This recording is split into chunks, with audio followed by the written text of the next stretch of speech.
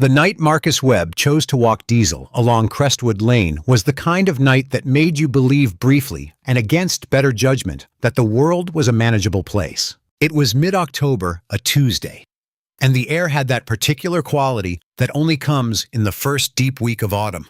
Dry and cool and faintly sharp, like someone had taken the warmth of summer and wrung it out, leaving behind something cleaner and more honest. The oak trees along the sidewalk had started their turn, their leaves going copper and rust under the glow of the streetlights, and every few steps a gust would lift a handful of them from the gutter and send them scraping across the pavement in slow, spiraling rushes. Marcus noticed these things the way he noticed most things. Not consciously, but completely. 26 years working for the Federal Bureau of Investigation had wired his brain in a particular way. It processed everything: the angle of a shadow, the timing of a car's deceleration, the way a stranger's hands stayed too close to their pockets. Most of the time, this made him very good at his job. All of the time, it made it very hard to simply take a walk. But tonight he was trying. He had been special agent in charge of the Richmond field office for 4 months now. The culmination of a career that had begun when he was 22 years old, fresh from Howard University, with a law degree and a stubborn sense that the system, if properly applied, could protect people who needed protecting. In 4 months, he had inherited a field office with 3 active investigations, 2 pending federal grand jury proceedings, and a staff of 61 agents who were still calibrating how much they trusted the new man in the corner office. He had also inherited a very large, very opinionated German shepherd named Diesel. Diesel was not his dog exactly. Diesel had belonged to Marcus's father-in-law, a retired military K-9 handler named Curtis, who had passed 8 months ago quietly and without warning from a heart attack while tending his vegetable garden in Norfolk. Curtis had left behind a modest house, a bronze star he never talked about, and Diesel. 94 pounds of dark fur and absolute conviction about every smell in the world. Marcus's wife Renee had taken one look at Diesel and said quietly and with finality, "We're keeping him." Marcus had not argued. He rarely won arguments with Renee. Besides, he had looked at the dog and the dog had looked at him, and they had arrived at a mutual understanding. Neither of them was soft, and neither of them was afraid, and they would get along fine. They had been getting along fine for 5 months now. The walk had been Renee's prescription for what she called Marcus's terminal restlessness. His habit of working in his head long after he had left the office, replaying case files like audiobooks on loop, constructing timelines while eating dinner, answering questions no one had asked aloud. "Go walk the dog," she said most evenings in the tone she used for things that were not actually suggestions. "Clear your head. The cases will still be there when you get back." The cases were always still there, but the walks had helped in the particular way that physical movement sometimes cuts through mental static. Something about the rhythm of it, foot to pavement, breath to cool air. Diesel's steady trot, just ahead and to the left, created enough white noise in the analytical part of his brain to let the rest of him exist for 20 minutes without solving anything. Tonight, Marcus had needed that particularly badly. The Richmond office had been 3 days into the final preparation phase for a federal grand jury presentation involving a network of corrupt public officials who had been laundering municipal contract funds for 7 years. It was the kind of case that required Marcus to hold 17 interconnected threads in his head simultaneously and make sure none of them touched each other at the wrong angle.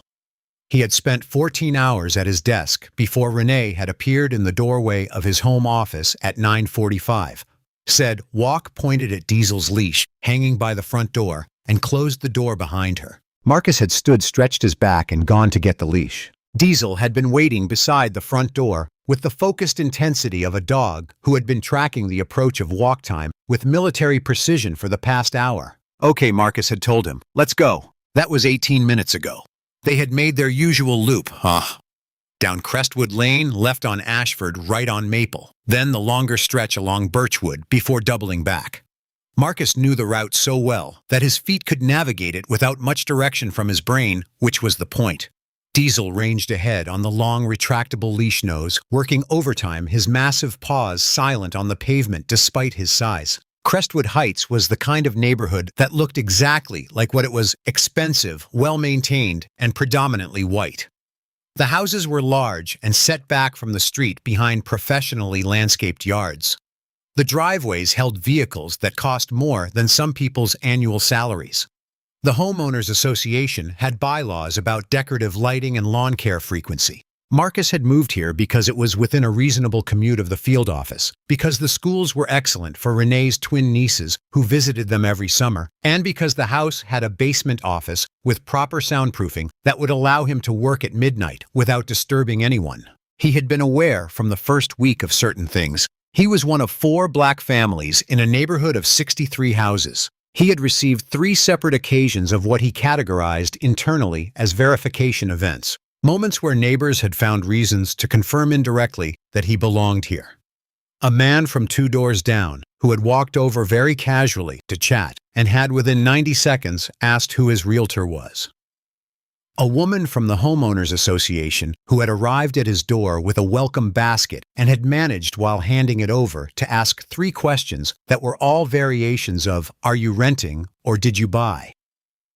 And a Saturday afternoon, when he had been pruning the hedge along the side yard, and a passing couple had slowed to watch him for a beat longer than casual curiosity required. Marcus had noted all of this the way he noted most things, completely and without visible reaction. He was not angry about any of it, or rather he was angry about all of it in the quiet, structural way that he had been angry about it for 47 years. The way you are angry about gravity, when you cannot change it, but you can absolutely understand its mechanics. What you could not do was let it run on your system without monitoring. So he monitored. Tonight, as Diesel led him back along the final block of Birchwood toward the right turn onto Crestwood, Marcus's mind was actually legitimately starting to clear. He was noticing the oak trees. He was noticing a light still on in an upstairs window across the street. He was noticing the way Diesel's ears went up at something. A raccoon, probably, in the drainage ditch along the curve. And the way the dog slowed, assessed, and then moved on satisfied there was no action required. Marcus thought not for the first time that Diesel made better operational decisions than half the analysts at the Richmond field office. They turned the corner onto Crestwood Lane. The house was 2 blocks ahead. Another 4 minutes, maybe 5. The porch light was on, which meant Renee was probably in the kitchen doing the thing she did at this hour, making a cup of chamomile tea and reading something on her tablet that would bore most people to tears and fascinate her completely. History, usually, or policy analysis. She read policy analysis for pleasure the way other people watch television for pleasure. And Marcus had never quite stopped marveling at this. He was thinking about her and about the case and about whether Diesel had eaten the right amount for his weight class today and about absolutely none of these things at all when the cruiser came around the corner. It did not slow as it turned. That was the first thing Marcus registered. The absence of deceleration. Most patrol vehicles, even when responding to something modulated speed at residential intersections. This one did not. It swept around the corner of Birchwood and Crestwood at a speed that made the tires bark against the asphalt, the headlights swinging hard and catching Marcus and Diesel full in the face. Diesel stopped walking immediately. Marcus stopped with him. He had time for one full breath. The kind he had learned to take in certain specific situations, the kind that created a second between stimulus and response. Before the cruiser's door was open and the officer was already out of the vehicle, already moving, already with his right hand on his weapon in the half-draw, that was not a complete commitment, but was absolutely a declaration. "Stop. Don't move hands where I can see them." The voice was young, high-pitched with adrenaline, tight in the jaw. Marcus raised both hands. He did it smoothly, without flinching, the way he had learned to raise his hands in 16 different countries under 16 different threat profiles. Not fast enough to look like a threat, not slow enough to look like a challenge, but precisely at the speed of a man who has nothing to hide and is not afraid and is watching everything. Diesel pressed against Marcus's leg and let out a single low sound, not a growl, just an alert. A warning. A dog saying, "I see it. I'm here." The officer came around the open door, using it as partial cover in the way they teach at Academy. A technique designed for environments far more dangerous than this. The weapon was not fully drawn, but the hand had not released the grip. Marcus held his hands up and looked at the officer. White male. 27-28. shorter than average, built compactly, with a round face that reddened easily. Marcus could see the flush on his cheeks and neck even at 15 feet. The nameplate above his badge caught the streetlight, Briggs. "Down on your knees! Get down!" Marcus did not move his hands. He also did not get on his knees. "Officer," he said, and his voice was entirely level with the particular controlled calm of a man who has delivered difficult information in difficult circumstances for a very long time. "My name is Marcus Webb. I live at 14 Crestwood Lane, 2 blocks north from here. This is my dog, Diesel. I have been walking him on this route for 4 months. My identification is in my back left pocket, and my credentials are in my inside jacket pocket. I am not a threat to you." Officer Briggs took 2 steps forward. "I said get on your knees." "I heard you," Marcus said. "I am asking you what the basis for this stop is." "There was a call." What was the nature of the call? The slight hesitation that followed that question lasted perhaps 1 second. But Marcus was very good at reading hesitations. "Suspicious person," Briggs said. "Walking around the neighborhood. You fit the description." What was the description? Another hesitation. Smaller, different flavor. Black male, dark clothing. Marcus looked down at himself. He was wearing dark gray sweatpants and a black Columbia jacket. He had, in fact, worn almost exactly this combination on approximately 120 walks in this neighborhood over the past 4 months, and he had passed perhaps 3 dozen patrol vehicles during that time without a single one doing anything other than continuing along its route. He looked back at Briggs. "That describes approximately 150 million Americans," Marcus said with no particular inflection. "Is there anything more specific in the call that led you to stop me at gunpoint?" "I'm not pointing a gun at you." "Your hand is on your weapon, and your weapon is not holstered," Marcus said. "In any situation where that is the case, the person on the other side of it experiences it as being at gunpoint. I want you to be aware of that." Briggs's jaw tightened. "You think you're smart," he said. Marcus did not answer this. What he did slowly, keeping his left hand fully visible and raised, was lower that his right wrist slightly, so that the face of the watch on his right wrist was oriented directly toward Officer Briggs. The watch was a standard-issue black-banded tactical unit that looked entirely unremarkable unless you knew what the small green LED in the upper left corner of the face meant when it was blinking. Marcus knew what it meant. He had pressed the activation button 6 seconds after Briggs had stepped out of the cruiser. The green light meant the stream was live. Everything happening on this quiet block of Crestwood Lane in Crestwood Heights at 9:58 on a Tuesday evening in October was being transmitted in real time to a secured FBI server that required a Class 4 clearance to access. Marcus looked at Briggs and waited. A second patrol car arrived 4 minutes and 20 seconds later. Marcus knew the timing because he was watching everything, including the elapsed counter on his watch. He had continued to stand with his hands raised during those 4 minutes and 20 seconds. He had not argued with Briggs again. He had not provided additional information. He had answered the 2 questions Briggs asked him with minimal responses and no volunteer details, the way he had trained 214 agents to behave when detained. Diesel had remained pressed against his left leg, very still, watching Briggs with the focused attention of a military working dog who had been taught that watching was the job until someone said otherwise. The second officer, Fenwick, on his nameplate, white mid-30s, the relaxed posture of a man who had been doing this job long enough that none of it surprised him anymore, assessed the scene in approximately 5 seconds and made a calculation that Marcus read immediately. Fenwick looked at Briggs, looked at Marcus, looked at the dog, looked at Marcus's raised hands, looked at the watch. He then crossed his arms and positioned himself about 3 feet to Briggs's left. He had not drawn his weapon. He had also not intervened. "Cuff him," Briggs said to Fenwick. Fenwick hesitated for exactly the length of time it takes a person to decide that objecting is more trouble than complying. Then he stepped forward and reached for his handcuffs. "You are placing me in handcuffs," Marcus said, directing this at Fenwick rather than Briggs. "I want to make sure you are aware that I have identified myself.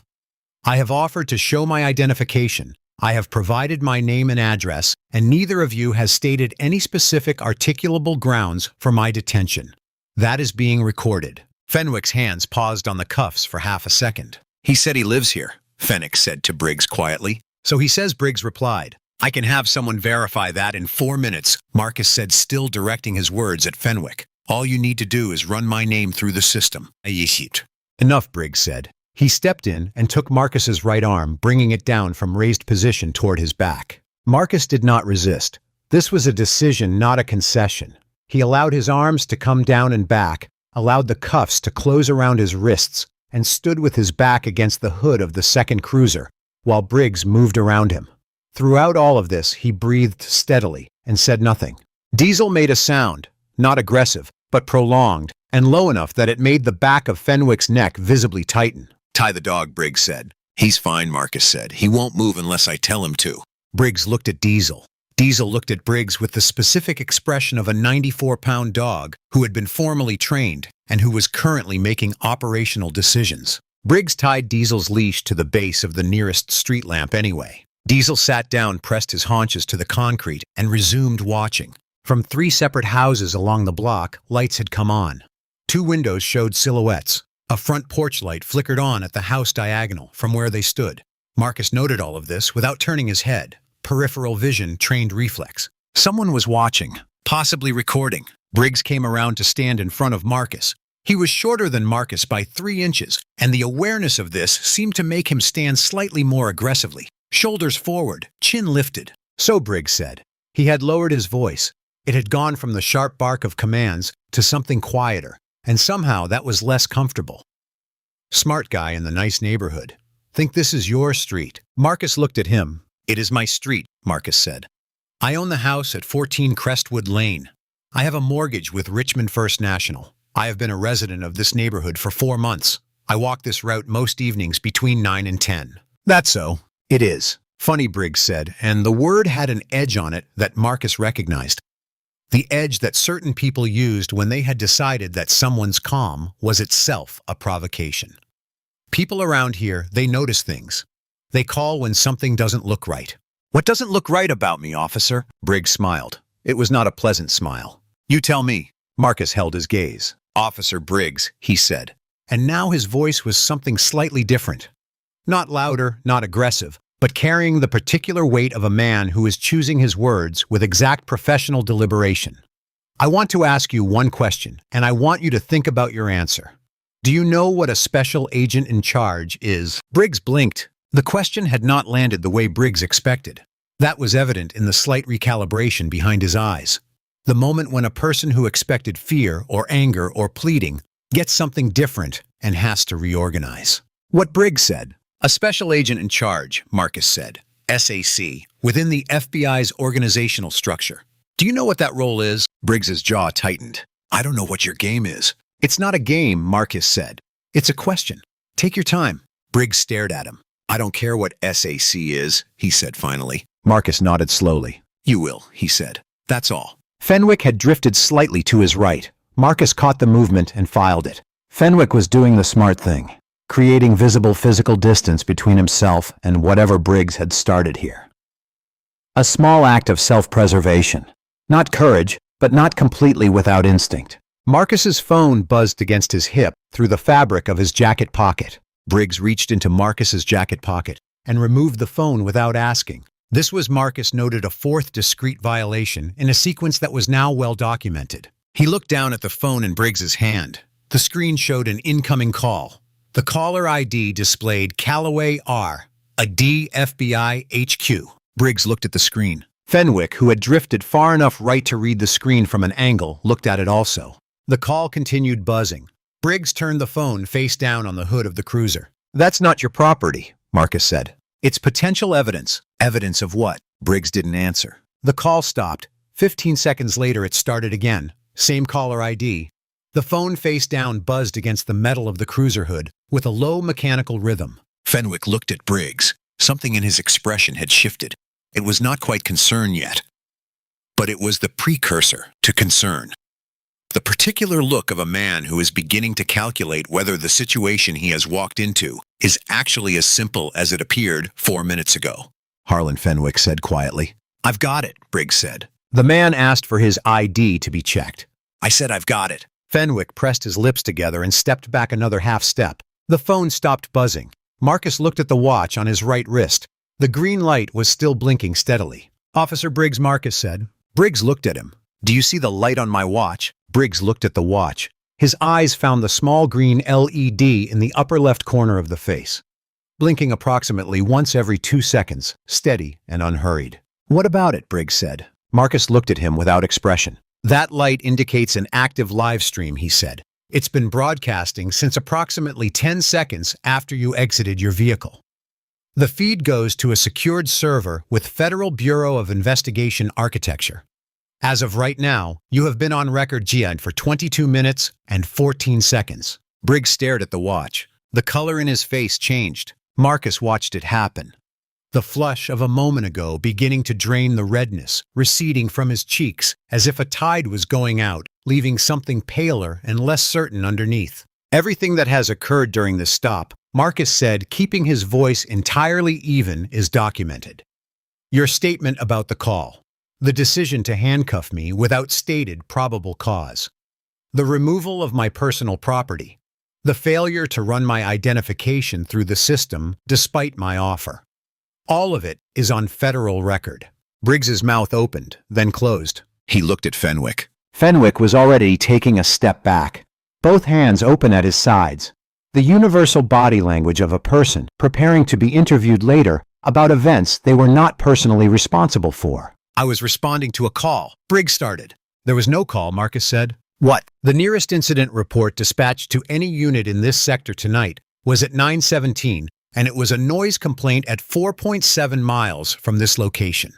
There has been no report of a suspicious person in this sector this evening." He paused. "I read your department's incident log this morning, sector by sector, precinct by precinct. It is part of my job. I know what was and was not called in tonight. Let me ask you something. At this moment, handcuffed, backed against a patrol car, with a young officer who had just heard that everything he did was on a federal live feed. Marcus did not raise his voice. He did not make a threat. He did not in any way perform anger or fear or triumph. He just waited. What would you have done in his position? Would you have been able to hold that stillness? Or would the 22 minutes of provocation have broken through? Drop your answer in the comments. And if this story is landing differently than you expected, hit that like button. It helps more people find stories like this one. The silence that followed lasted approximately 5 seconds. 5 seconds is not a long time in most contexts. In this context, it was enormous. Fenwick broke it first. "I need to make a call," he said to no one in particular, and walked 4 steps back toward his vehicle and took out his personal phone. Briggs stood very still in front of Marcus. His weapon was still not holstered. His hand was at his side now, no longer on the grip, but the weapon was still visible on his belt, in the partially drawn position, and in the light from the street lamp and the cruiser's still active headlights, his expression had gone through something that Marcus had seen on faces before. In interrogation rooms in federal courtrooms, on the faces of subjects. When an investigation they believed was invisible became visible all at once. It was the expression of a person discovering that the room they thought was private was and had always been observed. "You should holster your weapon," Marcus said. Briggs looked down at his side. Then slowly, he holstered the gun. "Good," Marcus said. "Now, are you going to look at my credentials, or do you want to continue waiting for the people who are about to arrive?" Briggs took the credentials out of Marcus's inside jacket pocket himself. He did it carefully, which was the first cautious thing he had done in 26 minutes. He unzipped the jacket, reached inside to the left breast, and removed a slim leather credential wallet. Worn at the edges, the leather dark from years of handling the stitching, still tight but softened with use. The wallet of a working professional, not a ceremonial one. He held it in both hands. He looked at it without opening it for approximately 2 seconds. A pause that Marcus recognized as the pause of a man who is very much hoping that what is inside is not what he is afraid it is. Then he opened it. The badge was on the right side, set in a molded leather housing that kept it angled outward visible. The streetlight caught it at exactly the angle that makes gold unavoidable. Not a flash or a glint, but a deep, full catch of light that illuminated the surface completely, from the embossed eagle at the top to the engraved text below it, and the central seal at the heart of the shield. Federal Bureau of Investigation, Special Agent in Charge, Richmond Field Office. The shield was not the standard issue flat-stamped badge of a field agent. It was the heavier, more substantial credential of a senior leadership appointment. A quarter-inch of solid brass alloy, the seal engraved rather than stamped the text with a depth and weight that comes from a different process entirely. On the right side of the badge, just visible under the seal, a holographic watermark caught the light, the Department of Justice seal, shifting from gold to blue as the angle changed the kind of security feature that cannot be replicated. On the left side of the wallet, behind the clear plastic identification window, was a photo ID. The photograph showed Marcus Webb in his office at the Richmond field office. Jacket on the Richmond field office seal, visible over his right shoulder. His expression, the composed, unreadable expression of a man who has been having his photograph taken in official contexts for 26 years. Beside the photo in the ID window, his name, his title, his badge number, and the Richmond field office address. Briggs held the wallet open and stared at it. 5 seconds passed. Marcus watched his face. What happened to Harlan Briggs's face in those 5 seconds was, in Marcus's professional experience, one of the more complete emotional processes he had ever witnessed happen that quickly. The residual aggression drained first, then the certainty, then something beneath the certainty. Something that might have been confidence or the performance of it. And what was left when those things had gone was a younger face than the one that had been there a moment ago. A face that looked its 28 years very honestly. The hands holding his credential wallet were very slightly unsteady. Fenwick, who had come around the side of his vehicle and was now standing 4 feet away, had seen the badge over Briggs's shoulder. His hands were in his jacket pockets, and he was very carefully looking at a point approximately 6 inches above the horizon. "Give me back my shasha. Give me back my credentials," Marcus said. Briggs held them out without speaking. Marcus took them with his still cuffed hands and replaced them in his inside jacket pocket. Then he looked at Briggs. "The keys to the handcuffs," he said. A beat. Briggs produced them. He unlocked the cuffs himself. Marcus moved his hands to his front, rubbed his right wrist once. A single minimal acknowledgement of the discomfort, and put his hands in his pockets. "You should call your supervisor," Marcus said. It was not a suggestion. Briggs took out his radio with fingers that were not quite steady. From down the block, Diesel made a sound. Not quite a bark lower than that, a single resonant vocalization that was Marcus had come to understand over 5 months of cohabitation, the dog's equivalent of, "I see you. I know this is almost resolved." Marcus glanced at him. "I know," he said quietly. "Almost." He made his own call. He stood beside the cruiser on Crestwood Lane and called the number that had been calling him. And when the line connected, he said 6 words. "Bob, it's Marcus. I need you." The response was 3 words on it. "Where?" Marcus gave the intersection. He ended the call and put his phone in his pocket and waited. Briggs had moved to the far side of his cruiser and was on his radio, his back to Marcus, his voice low. Fenwick had not moved from his position.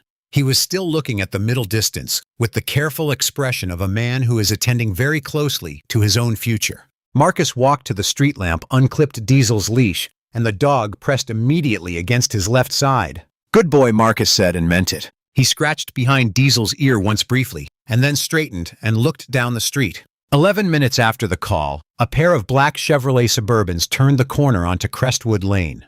They moved at standard speed, not rushing, not dramatic, and parked behind both cruisers with the quiet precision of vehicles driven by people who do this regularly. 4 people stepped out. All 4 wore dark suits. 3 were male, 1 female. All had credentials on lanyards. All were moving with the particular energy of people responding to a situation they are not yet completely briefed on, but are completely prepared for. The woman in front, ASAC, Sandra Torres, 44, close-cropped hair, with the brisk, alert expression of someone who has handled 15 different categories of difficult situation and finds none of them personally disturbing, assessed the scene in approximately 5 seconds and came directly to Marcus.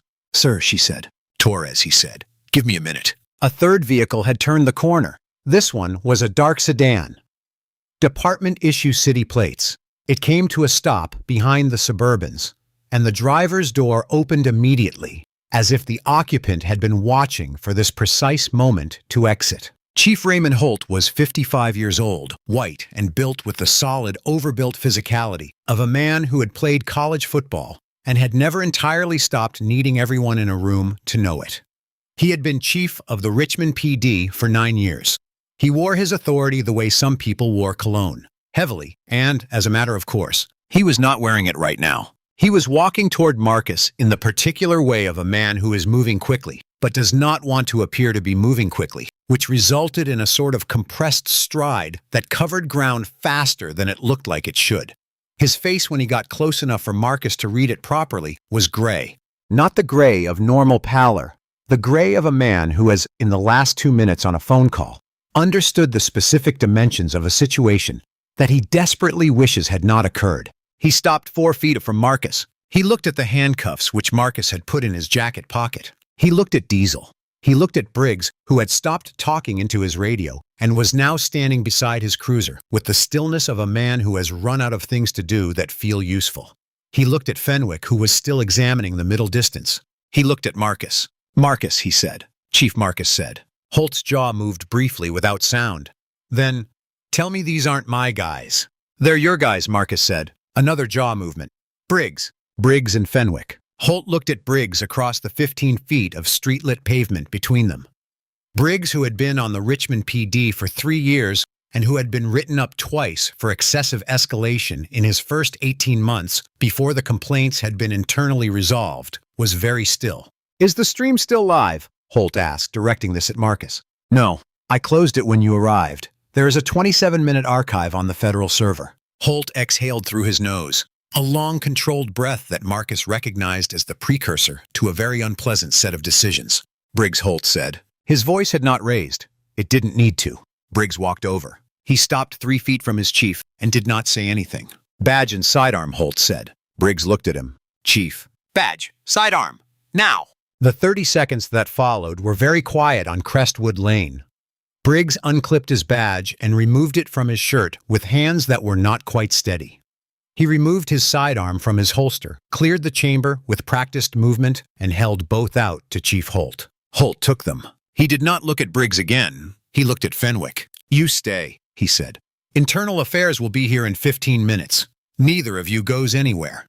Neither of you makes any additional calls. Is that understood?" "Yes, sir," Fenwick said. Briggs said nothing.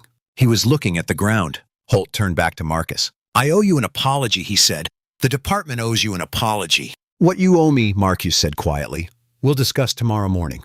Internal Affairs arrived at 10:47. Marcus gave a formal statement that lasted 9 minutes, precise, sequential, without editorializing. He had given statements before.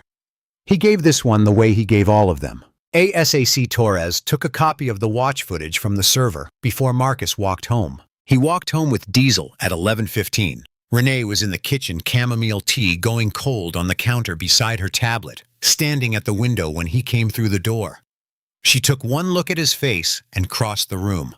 "Tell me," she said. He told her. She stood very still for a long time after. "Are you okay?" she said. "Yes," he said. She looked at him. "I'm okay," he said. "I promise." She leaned her forehead against his shoulder for a moment, and he let her and Diesel pressed against both their legs, and for a minute the kitchen was very quiet. "What are you going to do?"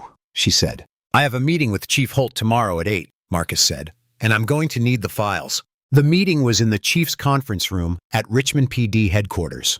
Present, Chief Holt, his deputy chief, the department's city attorney, a compact, watchful woman named Garrison, who had been in the room for difficult conversations before and had the practiced neutrality to show for it, and Marcus, with ASAC Torres beside him as a courtesy witness. On the conference table between them, the watch footage.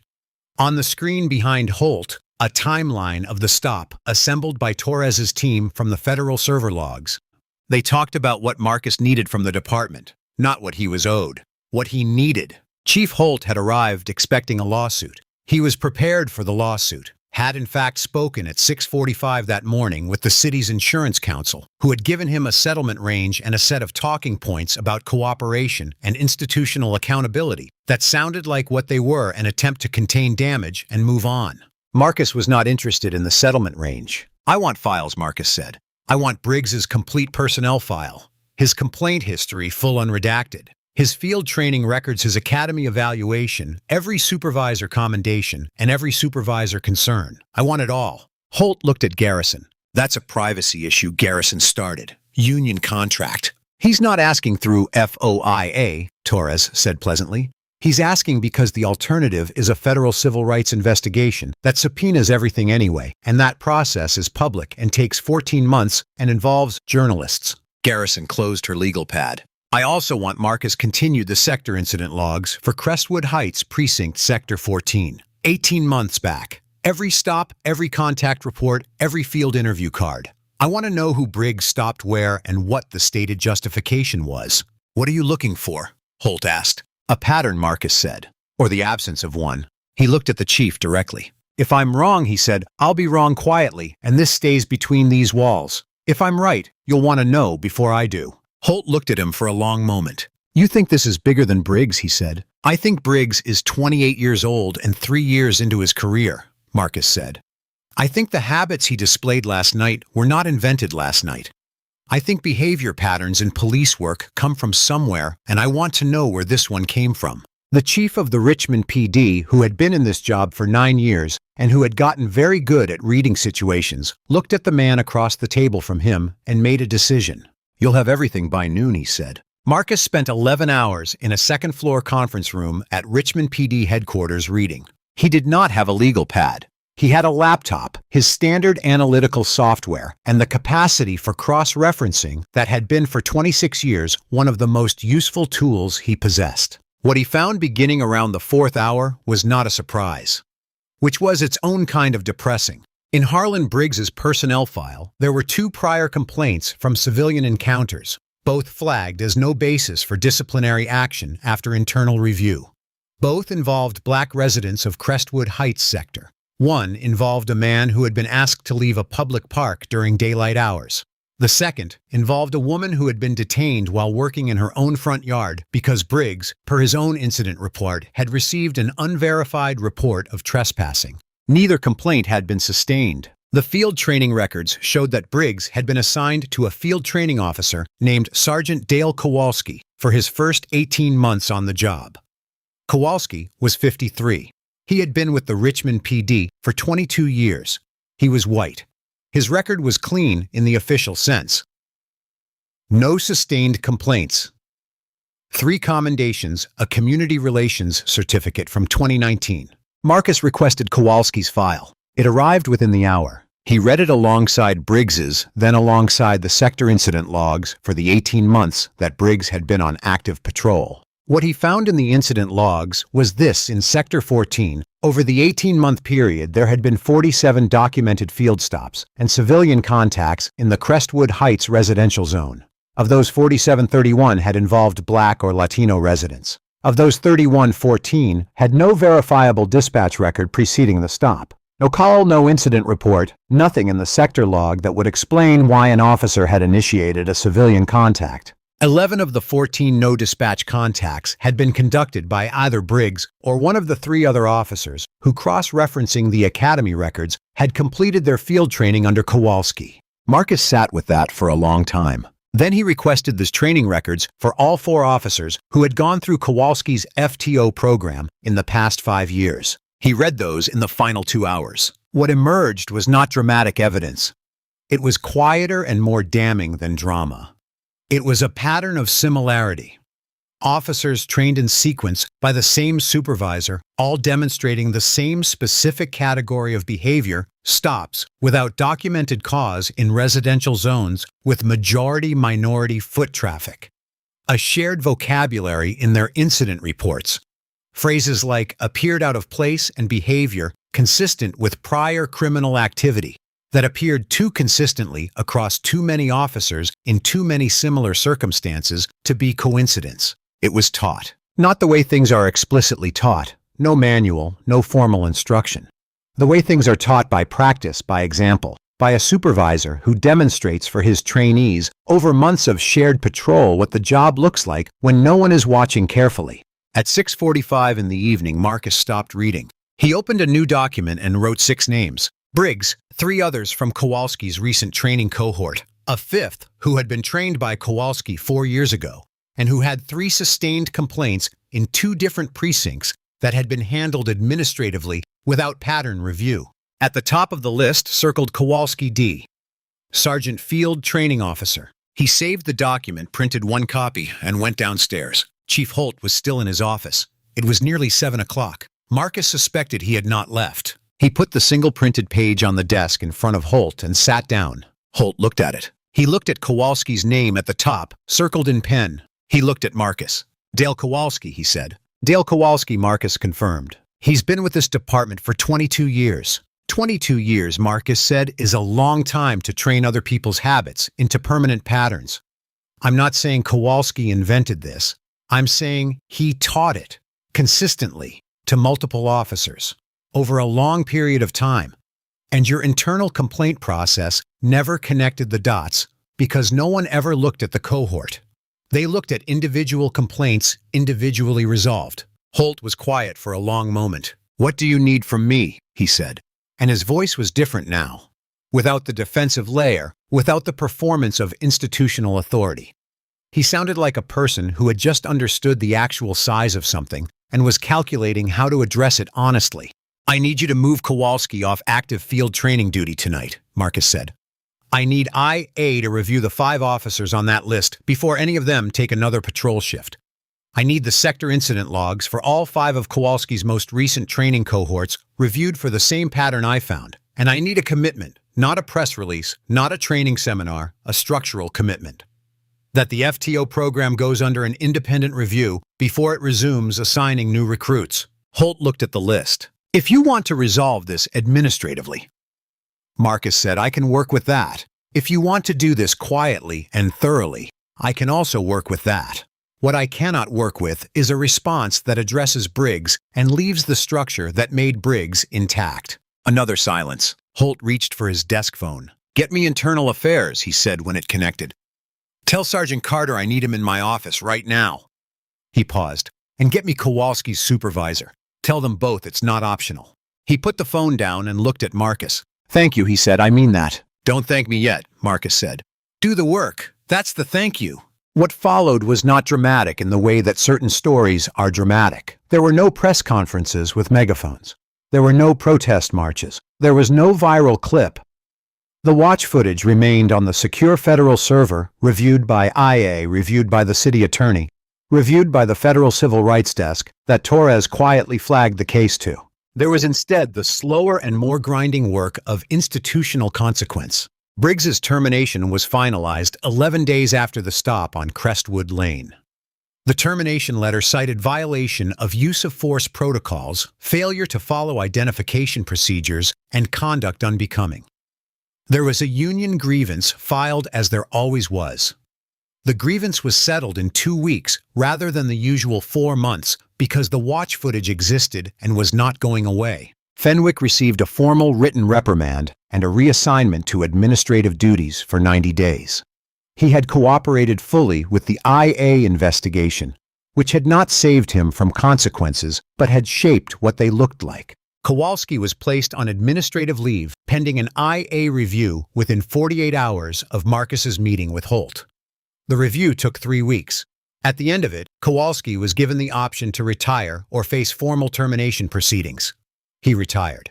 The 3 additional officers from his recent training cohorts were each subjected to individual performance reviews. 2 were placed on modified duty with mandatory retraining.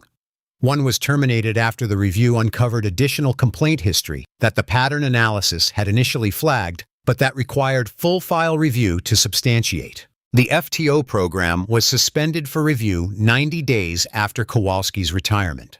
The independent review was conducted by a team from the University of Virginia's Criminal Justice Policy Program in partnership with a civil rights law nonprofit that had been doing this kind of work for 16 years. Marcus provided a consultation to the review team pro bono over the course of 2 Saturday mornings. The review produced 37 recommendations. Holt adopted 31 of them before the year was out. Here is what Marcus did not do. He did not hold a press conference. He did not give interviews. He did not post on social media. He did not accept the settlement offer that the city attorney's office put on the table 3 weeks after the stop, a number large enough to be attention-worthy, accompanied by a standard non-disclosure clause. He declined the NDA. He declined the settlement. He told Garrison politely, but without ambiguity, that he was not interested in money. What he was interested in, he told her, was accountability.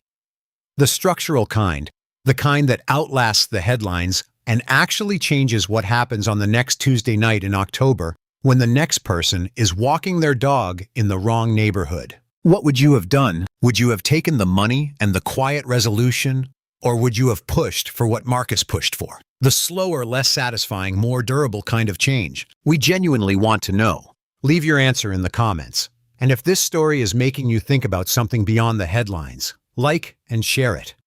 Please subscribe our channel so you never miss a story like this. The press did eventually get the story. Not through Marcus, but through the city attorney's quarterly disclosure filing, which listed the FTO program review and the related personnel actions without naming names. A reporter at the Richmond Ledger connected the dots over about a week of file requests and produced a long, careful piece about the FTO program patterns that ran on a Wednesday morning without mentioning Marcus at all by his request. The headline was Richmond PD FTO program under review after pattern analysis reveals racial disparity in civilian stops. Marcus read it over his coffee at 6:30 in the morning before Diesel's walk. He read it once carefully. Then he put it down, finished his coffee, and went to get the leash. 3 weeks after the stop on Crestwood Lane, Marcus and Diesel were on the same route, same time, same direction. The air was colder now.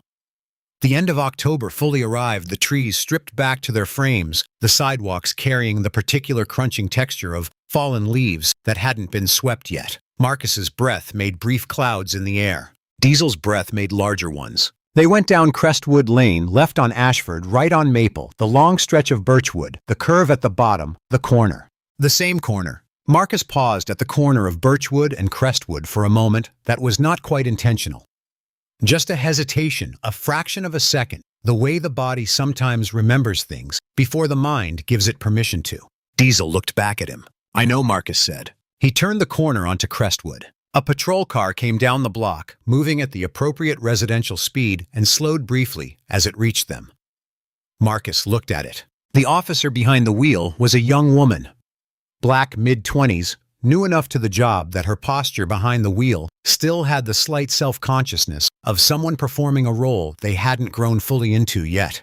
She looked at Marcus and Diesel through the window. She gave a small nod. Marcus nodded back. She drove on. Diesel watched the cruiser until it turned the corner, then put his nose back to the ground and continued forward. Marcus walked the remaining 2 blocks home at the same pace he always walked.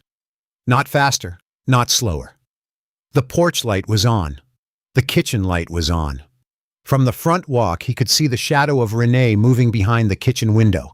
And something about the ordinariness of that, the completely predictable, completely reliable presence of it, loosened something in his chest that had been tight since the moment the headlights had hit him 22 days ago. He unclipped Diesel's leash at the front gate. The dog shook himself once. A full-body shake, ears to tail, the standard transition from working mode to home mode. And then turned to look at Marcus. Marcus reached down and scratched the broad flat of his head once slowly. "Good work," he said. Diesel leaned into his hand for a moment, then straightened and moved toward the front door, where Renee had already appeared silhouetted against the warm light of the hallway, watching them both come home. Marcus looked back at the street once. Quiet, dark. The oak trees moving very slightly in the late October wind. A neighbor's upstairs window glowing amber. A cat moving along a fence at the far end of the block with the focused purpose of animals that don't require explanation. A perfectly ordinary street. His street. He turned toward the porch light and walked home. What had happened on this street 3 weeks ago had not resolved anything that required resolving for 30 years before it.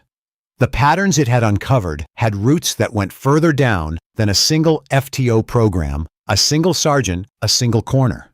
Marcus knew that. He had known it for 26 years, and the knowing had never been comfortable, and it was not supposed to be comfortable. But Kowalski was gone, and Briggs was gone.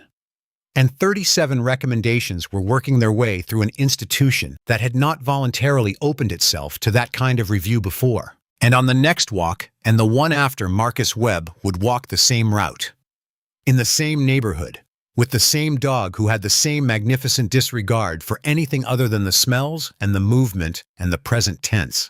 26 years, a badge that had earned the weight it carried, a watchful German shepherd who had stayed calm when it counted. Some things are exactly enough. If you've stayed with this story all the way to here, thank you. It takes something to sit with a story like this, to follow it from a quiet street corner to a conference room and back again, and to hold both the outrage and the hope at the same time. That's not easy. And the fact that you're here at the end says something about you. If this story moved you, if Diesel pressing against Marcus's leg moved you, or the green light on the watch, or the look on Holt's face when he saw the handcuffs, hit the like button right now. Share this video with someone in your life who needs to hear a story where accountability doesn't flinch. And please subscribe our channel. These stories matter, and the more of you who are here to receive them, the more of them we can tell. We'll see you in the next one. Thank you for watching this story all the way through. Stories like this one don't get easier with time. They stay with you as they should. We're grateful for every single one of you who stays until the end. It means something. It always means something. See you next time.